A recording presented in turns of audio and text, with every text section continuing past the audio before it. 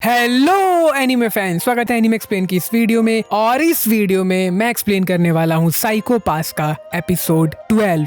और ये episode mainly focused है यायोई के पास्ट को लेकर के, और साथ ही इसमें हमें पहली बार सासायामा एक्शन में दिखता है। और उसके अलावा भी ये एपिसोड इस चीज पर फोकस करता है कि किस तरह से माकाशिमा का जो कहना है, यानी कि सिविल सिस्टम हमें अपने पपेट्स की तरह यूज करता है, उसके इस पॉइंट को भी थोड़ा बहुत जस्टिफाई करता है। तो वीडियो स्टार्ट करने से पहले मैं तुम सभी के कमेंट्स का रिप्लाई कर देता हूँ।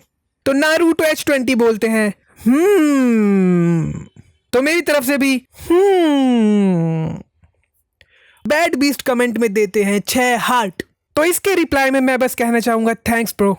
और गॉड डेकू P2W लिखते हैं ब्रो 2 years अगो में first time my hero academia देखा था, तब से मैं वेट कर रहा था, फाइनली कम बैक हो गया। थैंक्स ब्रो इतना सपोर्ट करने के लिए। और अब जब कम बैक हो ही गया है तो वीडियोस रेगुलर आएंगी। और हर्षू 2058 लिखते हैं this episode remind me your OPD explanation on my hero academia season 1। Your explanation are too good brother and you are too underrated. Crying emoji, heart emoji. Thanks bro मेरे इतने पुराने subscriber होने के लिए। और अंडररेटेड हो या overrated, इससे क्या ही फर्क पड़ता है।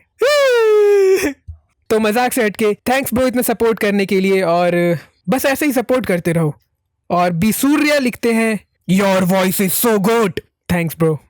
और सानिध्या अख्तर लिखती हैं I first started to see anime from your channel. In between, you stopped posting. After that, I didn't continue watch anime cause of your explanation. Voice is very good. I couldn't enjoy any other explanation. I really like your explanation. Keep it up. Sorry for long comment. Heart emoji.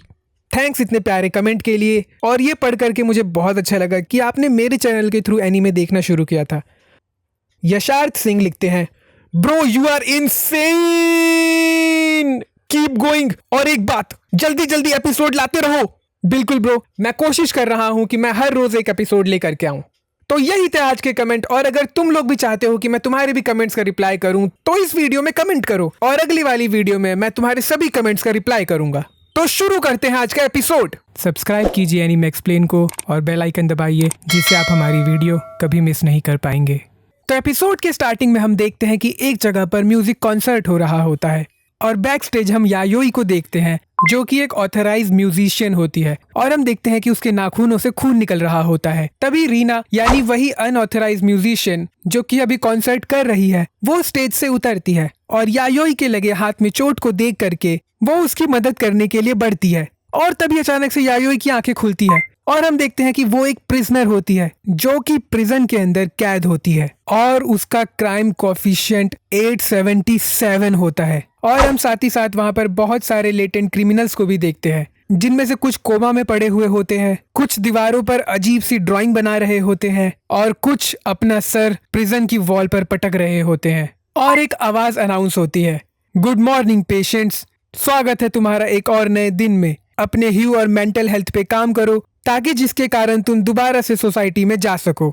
और दूसरे scene में गिनोजा Yayoi के पास एक enforcer बनने का offer लेकर के आता है, और ये सुनकर यायोई पूछती है क्या इसका मतलब ये है कि मैं कभी नॉर्मल नहीं हो पाऊंगी। और तभी सीन चेंज होता है और हम यायोई को दोबारा से प्रिजन में लेटे हुए देखते हैं, जिसका मतलब ये होता है कि उसने गिनोजा के ऑफर को रिजेक्ट कर दिया है, क्योंकि उसे सोसाइटी में वापस जाना है ताकि वो अपने गिटार के पैशन को दोबारा से कंटिन्यू कर सके। और जब वो लेटी हुई होती है तभी उसका कुछ पार्सल आता है, और जब वो पार्सल खोल के देखती है और वो देखती है कि उसमें उसका गिटार स्ट्रिंग नहीं होता है, जिस पर वो रोबोट से पूछती है कि आखिर मेरा गिटार स्ट्रिंग कहाँ है, और जिस पर वो रोबोट बोलता है कि तुम्हारे उस रिक्वेस्ट को रिजेक्ट कर दिया गया है। और यहाँ हमें पता चलता है कि यायोई ने 23 बार उस गिटार स्ट्रिंग के लिए रिक्वेस्ट किया है, और हर बार उसका रिक्वेस्ट डिक्लाइन कर दिया गया। और रोबोट फिर से यही बोलता है कि अगर तुम्हें कुछ चाहिए तो तुम फिर से रिक्वेस्ट कर सकती हो। और यहाँ पर वो बोलती है कि 6 महीने से उसने गिटार नहीं बजाया है और उसके हाथ किसी बच्चों की तरह सॉफ्ट होते जा रहे हैं, यानी इसका मतलब ये है कि यायोई को इस प्रिजन में आए हुए अब 6 महीने हो चुके हैं। तभी उसके प्रिजन का अलार्म बजने लगता है और आवाज आती है तुम्हारा यू डार्क येलो हो चुका है, और उसके चेम्बर से स्लीपिंग गैस रिलीज होता है, जिससे वो सो जाती है। और उसके बेहोश होने के बाद हमें दूसरा सीन दिखाया जाता है, जहाँ पर गिनोजा यायोई को फिर से एक इन्फोर्सर बनाने का ऑफर लेकर के आता है। और यायोई गिनोजा को देख करके बोलती है कि मैंने तुमसे पहले ही कहा है कि मैं कोई इन्फोर्सर नहीं बनने वाली। और तभी वहाँ पर कोगामी आता है और कोगामी उससे बोलता है कि हम तुम्हारे लिए ये ऑफर लेकर के नहीं आए हैं। और ये बोल करके वो उसे कुछ फोटोज दिखाता है और हम देखते हैं कि कुछ लोगों ने पब्लिक प्रॉपर्टी को डैमेज किया होता है और कोगामी यायोई से बोलता है कि कुछ लोग ऐसे हैं जो पब्लिक प्रॉपर्टी को डैमेज कर रहे हैं और उन सभी ने अलग अलग तरीके से उन प्रॉपर्टी को डैमेज किया है, जिससे पहले तो हमें इन इंसिडेंट्स में कोई भी कनेक्शन नहीं दिखा और बाद में जब हमने इस पे बहुत ध्यान से इन्वेस्टिगेशन किया तो हमें पता चला कि ये सभी किटीजावा से आ रहे हैं और ये वही जगह है जहाँ पर यायोई अपना म्यूजिक परफॉर्म करती है, यानी आसान शब्दों में ये यायोई का होम टाउन है। और वो आगे बोलता है क्योंकि वो किटीजावा में ही पली बड़ी है और किस तरह से पहले वो वहाँ पर बैंड में परफॉर्म करती थी तो इसीलिए उसे उस जगह का चप्पा चप्पा पता होगा। और तभी उसे सासायामा का कॉल आता है जो कॉल पर बोलता है कि भाई मैं तो वेट करते करते बहुत थक गया और ये बात कोगामी गिनोजा को बताता है और गिनोजा कार की तरफ बढ़ता है और यहाँ हम देखते हैं कि सासायामा गाड़ी में बैठ करके सुट्टा मार रहा होता है और गिनोजा वहाँ पर आकर के बोलता है कि कार में सिगरेट मत पियो और ये सुनकर के उस सिगरेट को फेंकते हुए सासायामा बोलता है आखिर तुम क्यों आए हो, कोगामी को भेज देते। जिस पर गिनोजा बोलता है कि अब मेरी शिफ्ट खत्म हो चुकी है और ये बोल करके वो गाड़ी चलाने लगता है और गाड़ी चलाते हुए सासायामा गिनोजा से पूछता है कि आखिर ऐसा कैसे हो सकता है कि एक ऑथराइज्ड पंक गिटारिस्ट एक लेटेंट क्रिमिनल बन जाए। जिस पर गिनोजा बोलता है कि उसने पहले भी ऐसी केसेस देखे हैं जिसमें ऑथराइज्ड लोग एक लेटेंट क्रिमिनल बन जाते हैं और ज्यादातर ऐसा इसलिए होता है क्योंकि वो अपने काम में इतना ज्यादा घुस चुके होते हैं कि उनका साइको ह्यू क्लाउडी हो जाता है। तो अगर तुम अपने आर्ट से खुश हो तो वो तुम्हारे लिए बहुत अच्छा होता है, लेकिन अगर तुम्हें ऐसा लगता है कि तुम्हारे अंदर कुछ मिसिंग है आर्ट को परफॉर्म करने के बाद भी तो वो एक पॉइजन बन जाता है और इसी कारण से उन्हें कोई सा भी आर्ट करने के लिए ऑथराइजेशन की जरूरत होती है। और सासायामा उससे आगे पूछता है कि क्या उसे ऐसा लगता है कि ये इन्फोर्सर बनने को एग्री करेगी। जिस पर गिनोजा बोलता है कि मैंने सुना है कि ये सोसाइटी में वापस जाना चाहती है और ये सुनकर सासायामा हंसते हुए बोलता है ऐसा क्या वो तो सच में पागल है।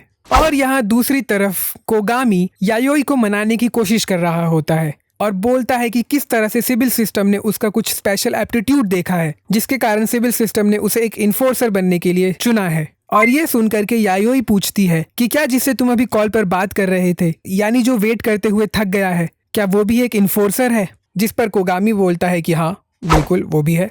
और ये सुन करके यायोई बोलती है इसका मतलब यही हुआ कि तुम इन्फोर्सर्स को कुत्तों की तरह ट्रीट करते हो और उन्हें उनके कलेक्शन में एक नया कुत्ता चाहिए। और वो आगे बोलती है कि किस तरह से वो कुछ भी नहीं करेगी जिससे उसका ह्यू दोबारा से क्लाउडी हो जाए। और कोगामी उससे बोलता है तो तुम वापस सोसाइटी में जाकर के अपने म्यूजिक को प्ले करना चाहती हो। और ये सुनकर यायोई भड़कते हुए बोलती है तुम्हारा इससे कोई वास्ता नहीं है। और कोगामी उसे उसका रिक्वेस्ट लिस्ट दिखाते हुए बोलता है कि तुम्हारा रिक्वेस्ट लिस्ट ये साफ साफ बता रहा है। और ये देख करके वो और ज्यादा गुस्सा हो जाती है और बोलती है भाग जा यहाँ से। और तभी कोगामी उसे एक पोस्टर दिखाता है और उस पोस्टर को देखते ही यायोई की पुरानी यादें दोबारा से ताज़ा हो जाती है। और उसके पास्ट में हम देखते हैं कि किस तरह से रीना यायोई की उंगलियों को ठीक कर देती है। और तभी वहां पर यायोई की बैंड मेंबर चिल्लाते हुए आकर के बोलती है कि उसे अनऑथराइज्ड बैंड म्यूजिशियंस के साथ नहीं रहना चाहिए, इससे उसका ह्यू क्लाउडी हो सकता है। और रीना वहां से जाते हुए बोलती है कि अब मुझे चलना चाहिए और उसकी बैंड मेंबर उसे चलने को बोलती है। जिस पर यायोई बोलती है हमें थोड़ी देर रुक के इनके म्यूजिक को सुनना चाहिए। और ये सुनकर उसकी बैंड मेंबर बोलती है कि किस तरह से अनऑथराइज्ड म्यूजिशियंस बकवास म्यूजिक बनाते हैं। और रिन ये बात सुनकर के बोलती है कि यहाँ पर बकवास सिर्फ ये है कि सिविल सिस्टम ये डिसाइड कर रहा है कि कौन क्या बनेगा। और ये सब याद करके यायोई डिसाइड करती है कि वो बस उनकी मदद करने के लिए वहां जाएगी।